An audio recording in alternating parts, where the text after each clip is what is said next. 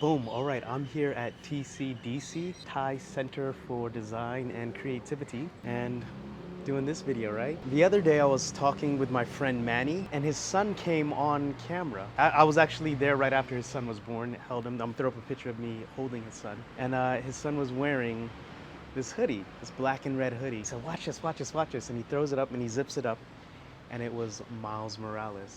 My nephew LJ, same thing actually. I was talking with my brother, and then he comes on and he's wearing also black and red. And many of you have heard me say this before. If you haven't, now you know. The reason why I wear black and red is Miles Morales. Such a dope movie, such a dope concept, and that's why representation matters. Let me tell you my origin story, if you will, as to how and why I show up with black and red as a heroic person. I was starting off at the international school here in Chiang Mai that I teach. It was during the pandemic, and they needed an English language arts teacher, right? And I love English, I love language, and I'm very artistic at times, if you will. And it was during a time when there was the CrossFit Open. Now, if you don't know, CrossFit Open is a set number of workouts that people all around the globe have to do, and then they rank themselves. It's like a competition, an open competition. And the night before the CrossFit Opens, we went to the movie theater when the first movie came out, Spider-Man Enter the Spider-Verse, the first one, right?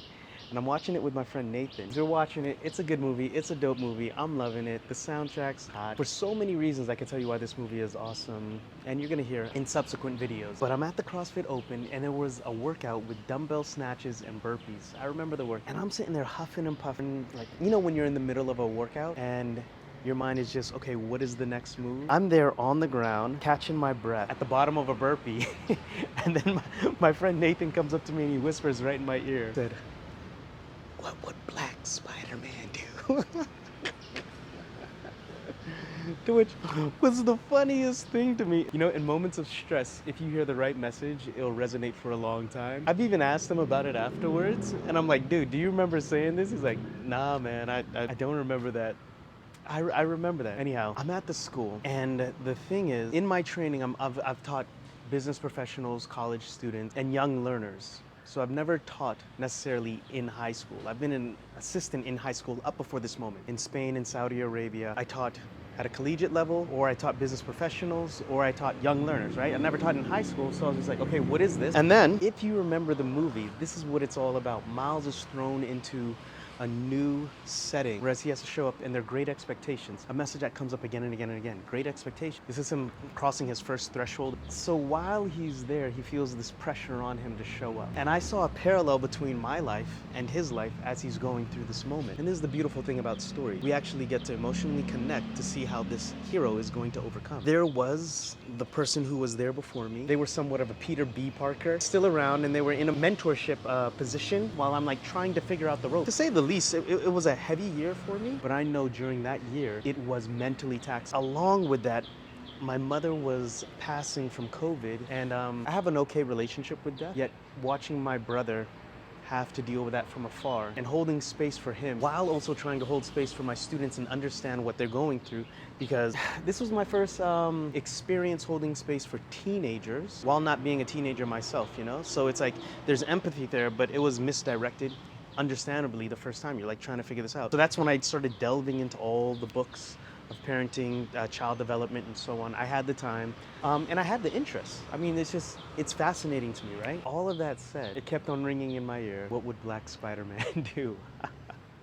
You know what I love about that movie? There are many things I love about that movie. The story of Spider-Man has always been one of a teenager who loses a person that he looks up to and that he loves, and now is called to have the pressures of being a superhero while balancing the pressures of being a teenager, right? And it's never said, oh yeah, and he's black. His mother's Puerto Rican, his dad's a black American. And the cool thing about that is I see my students, and I see young JJ, my friend's son. I see this Russian kid who also I teach, like they identify with that. So why am I sharing this with you? This is one of my origin stories. This is who I am, and this is why I do what I do. I'm part of a community called Heroic. In short, we help people who help people by starting with yourself first, and starting with those tribes closest around you, and then rippling out with the wildly important goal of reaching 51% of the world by 2051. I used to teach a module on forging a hero in grade 12. And one of the things we'd always say is they will know you are a hero by your story.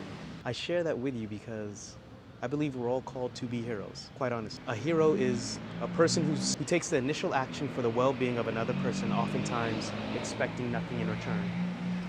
And we take that initial action because we know another person took that initial action for us out of love.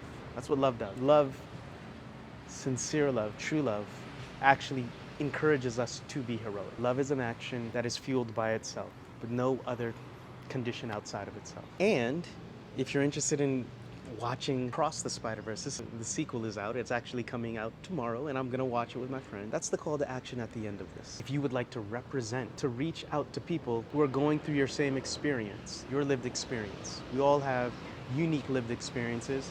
I encourage you to explore of what heroic is. I know it has changed fundamentally my life. That is honest to goodness truth. Because it looks at what it means to be human. And that said, jokingly, as Nathan said, what would Black Spider-Man do? What would a superhero do? That's what all these superhero stories are. That's what every Marvel story is. It's daddy issues in this culture. Anyhow, that's a joke for another time. I encourage you and I invite you to explore what this community is about. If it speaks to you, I'm looking forward to hosting discussions here in Chiang Mai. You can look forward to more of that. And if not, daily there are calls, coaching calls, if coaching is your thing.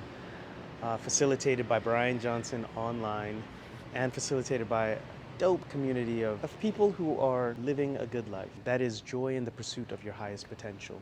To know what you're capable of being and then taking the actions towards being that. All right, I'm gonna get back to TCDC, edit up this video, and yeah, see you around. Peace.